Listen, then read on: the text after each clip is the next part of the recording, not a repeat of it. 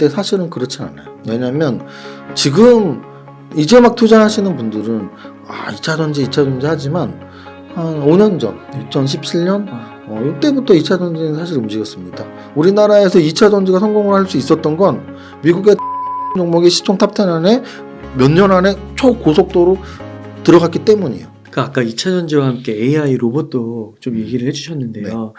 그 AI 로봇도 유망할 것 같기는 한데 뭔가 2차전지보다는 조금 더 먼 미래라는 느낌이 들긴 하는데 어떠세요? 맞습니다. 정확한 표현이죠. 더 먼 미래죠. 네. 근데 이제 그 먼 미래면은 안 움직이냐 했을 때 사실은 그렇지 않아요. 왜냐면 지금 이제 막 투자하시는 분들은 2차전지 하지만 한 5년 전, 2017년 이때부터 2차전지는 사실 움직였습니다. 최근에 움직였던 코스모화학, 코스모, 신소재 이런 애들이 다 2017년에 움직였던 애들이고요. 그리고 삼성 SDI가 지수가 2017, 2018년에 움직임이 없었거든요. 거래소 지수가 움직임이 없는 시기에 삼성 SDI가 2배 이상 올랐었어요. 10만 원에서 한 25만 원까지. 그러면은 그 지수 관련 대형주가 지수가 안 움직일 때 2배씩 오를 수가 없거든요. 그러니까 2017년에도 2차전지 열풍은 있었는데 그때는 지금 주식하는 사람들이 5년 전에 안 했을 거 아니에요. 그러니까 모르시는 거죠. 근데 저는 20년 이상 해왔으니까 언제 뭐가 움직였는지를 정확히 아니까 2017, 2018년에 2차전지가 움직였고 그러면 그렇게 따진다면 지금 2차전지보다 말씀하신 AI, 로봇, 자율주행이 당연히 먼 미래죠. 근데 100년 먼 미래냐 이렇게 보지만 않는다.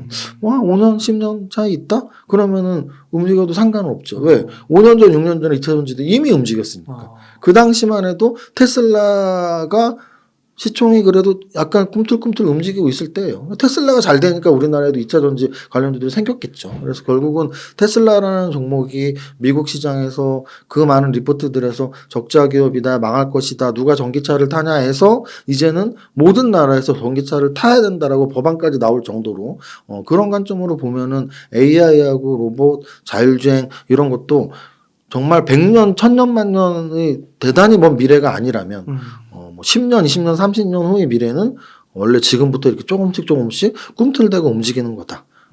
지금 전기차가 다 비싸 보인다라고 말씀을 하시는 것처럼 나 5년 후에 10년 후에 그러면 AI 로봇 관심 가져야지 하면 그때 가서는 아마도 이거 비싸진 거 아니야? 비싸 보이는 거 아니야?라고 말들을 할 수 있는 업종들이죠. 네. 그 2차전지 같은 경우는 우리나라 주식이 세계 1등이라고 할 수 있을 것 같은데요. 탑급이라고. 근데 AI, 로봇, 자율주행 이 분야는 그 정도 급은 아무리 지금 열심히 하더라도 없지 않을까요? 결국은 세계 최고, 글로벌 최고만을 산다면 미국 주식에 투자하는 게 맞아요. 왜냐면은 네이버, 카카오는 우리나라에서나 쓰지. 어느 나라에서 씁니까? 그러면 구글을 사야죠. 현대차? 우리나라에서나 타지. 어느 나라에서 탑니까? 그러면 테슬라를 사야죠. 모든 것들이 다 똑같아요. 그래서 결국은 신발은 당연히 나이키를 사야죠. 그러면은 과연 우리는 그러면 1등 회사들 것만 사냐라는 거가 포인트예요. 1등 회사만 살아남았고 1등 회사만 사느냐라는 게 포인트예요. 우리 MS 오피스를 대부분 쓰고 있습니다. 엑셀을 쓰고 있고 파워포인트를 쓰고 있죠. MS 워드를 쓰고 있죠. 그럼 한국의 컴퓨터는 진작에 죽었어야 돼요. 안 죽었잖아요. 안 죽었어요. 쓰고 있어요. 지금 사람들. 그리고 주식시장에 살아남아 있고. 마찬가지로 어떤 제품이든 서비스든 상품이든 1위 기업 하나만 있는 건 아니라는 얘기죠.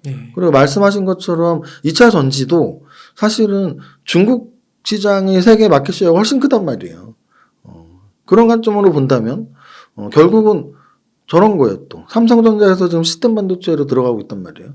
만약에 후발주자들이 어떤 들어갈 수 있는 여지가 없거나 또는 후발주자들이 또는 좀 더 하위 기업들이 그 위에 있는 상위 기업들을 대신할 수 있는 여지가 없다면 이 세상에는 모든 산업에 한 회사씩만 남아 있어야죠.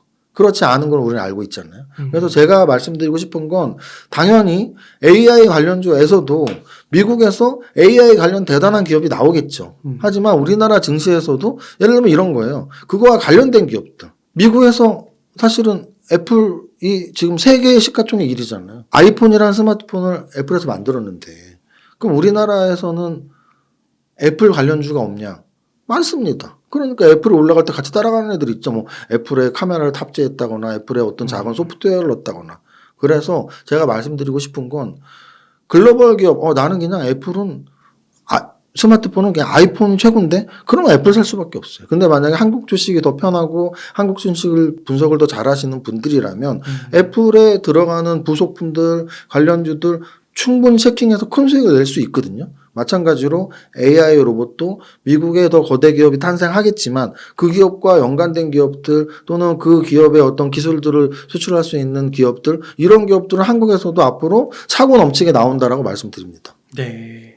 그러면 오늘 여기까지 말씀 들었을 때는 앞으로 조금 2차 전지랑 AI 로봇은 뭐 조금이라도 포트폴리오에 계속해서 담아가는 거를 좋게 보신다 이렇게 좀 생각을 해도 될까요?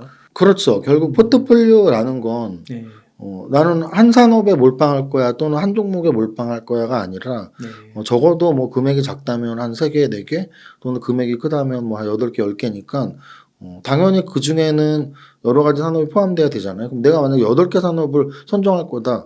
8개 산업의 지금 시점에서 2차 전지하고 AI 로봇은 무조건 포함돼야 될 것 같은데요. 그러세요. 그러면요, 세무사님 이번에는 또 많이들 갖고 계신 주식 좀 여쭤보겠습니다.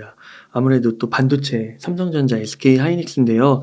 그래도 이 삼성전자가 바닥 대비해서 한 20% 이상은 오른 것 같더라고요.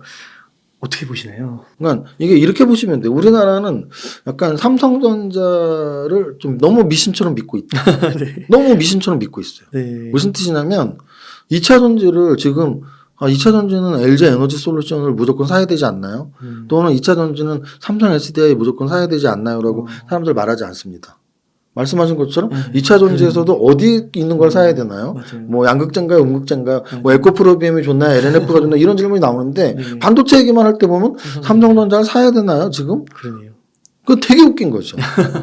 왜냐면은 2차 전지에서조차 완성품 업체인 LG에너지솔루션, 삼성 SDI가 시총 부담 때문에 못 오르고 있는데 반도체 업종 그 종목 많은 반도체 업종에서 굳이 삼성전자를 고민한다라는 것도 되게 웃긴 거죠. 네. 왜냐하면 지금 지수가 좀 묶여 있기 때문에 2,400, 2,500 사이에서 지금 2, 3주가 움직였고 뭐 2,700, 800, 3,000 다이나믹한 상승이 나오지 않는다면 삼성전자는 그냥 계속 그 자리에서 네. 묶여 있을 확률이 높거든요. 네. 굉장히 이 변동성이 낮은 거죠. 네. 그랬을 때 그러면 아까 제가 2차 전지에서 최근의 흐름은 폐배터리 쪽, 리튬 쪽이다라고 말씀을 드린 것처럼 반도체도 그렇게 찾아봐야죠. 어떤 쪽에 움직임이 좋은가. 네. 그럼 지금 반도체는 명확하죠. 명확하게 시스템 반도체예요. 무조건 시스템 반도체 쪽으로 사셔야 되고요. 네. 그래서 과거의 메모리 반도체 쪽은 지금 성장성이 확연히 떨어지기 때문에 시스템 반도체 쪽. 그럼 시스템 반도체 쪽으로 할 때 과연 삼성전자나 SK 하이닉스를 사야 되냐 했을 때 아니죠. 왜? 매출 비중이 아니잖아요. SK 하이닉스는 거의 뭐 비메모리 반도체 매출은 아예 없다고 보면 되고 삼성전자 같은 경우도 사실은 이제 뭐 진입해서 조금씩 나오고 있는 거지. 특히나 삼성전자는 100% 반도체가 아니잖아요. 네. 스마트폰도 있고 가전제품 사업부도 있기 때문에 어찌 보면은 그냥 반도체 소부장 중에 그럼 반도체 소부장들은 특화되어 있을 거 아니에요. 그 특화되어 있는 기업들 중에서 반도체의 큰 두 축인 시스템 반도체 거기에 나아가서 요즘 확실한 키워드인 AI 관련 반도체 쪽의 키워드가 엮여 있는 종목들이 저는 훨씬 유망하다고 봅니다. 그런 기업들이 있어요. 찾아보면 많죠. 네. 네. 혹시 뭐 추천은 아니더라도 몇 가지 알려주시면 안 되나요? 아니 최근에 그 움직였던 애들이 있어요. 그런데 그게 이제 사실 아다르고 어다른 게 제가 반도체 쪽의 기술적인 지식이 없기 때문에 예를 들어 이런 거죠.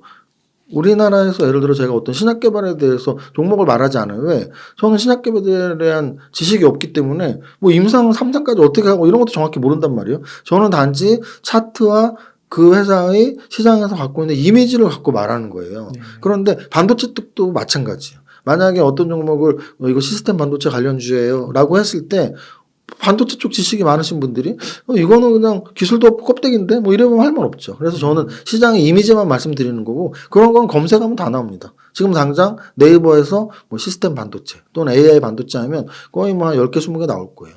그들 중에서 여러분들이 하나를 픽해라 이게 아니고 그들의 재무제표를 보시면 되잖아요. 왜냐하면 가장 걱정되는 건 그거잖아요. 여러분들이 삼성전자를 좋아하는 이유가 안 망해서라면서요. 안 망해서. 음. 좋은 회사라서면서요.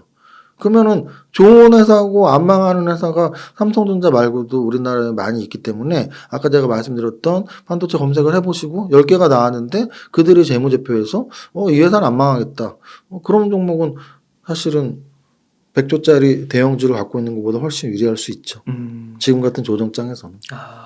그러니까 이게 삼성전자는 지수랑 너무나도 연관이 있기 때문에 맞습니다. 지수가 오르지 못하면 삼성전자도 주가적인 흐름은 거기일 수 있다. 네, 그게 첫 번째. 두 번째는 지금 현재의 흐름은 시스템 반도체, AI 반도체 쪽이 훨씬 강한데 삼성전자나 SK하이닉스는 그 매출 비중이 그리 높지 않기 때문이다.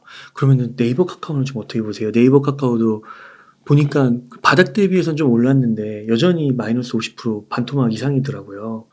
네이버 카카오 같은 경우는 사실은 애매한 위치에 있어요. 무슨 뜻이냐면 지금 네이버 카카오는 미국의 나스닥 시장에 오르거나 네. 또는 미국에서 금리가 이제 올 때까지 왔다 또는 뭐 12월 달에 금리 인하가 있을 확률이 있다 뭐 이런 재료가 나올 때마다 올라요. 아까 말씀드렸지만 기술주 라인에서 가장 이미지가 강한 종목들이에요. 그래서 금리가 이제 더 안 오를 수도 있어. 또는 미국에서 나스닥 기술주들이 오를 때 같이 오르는.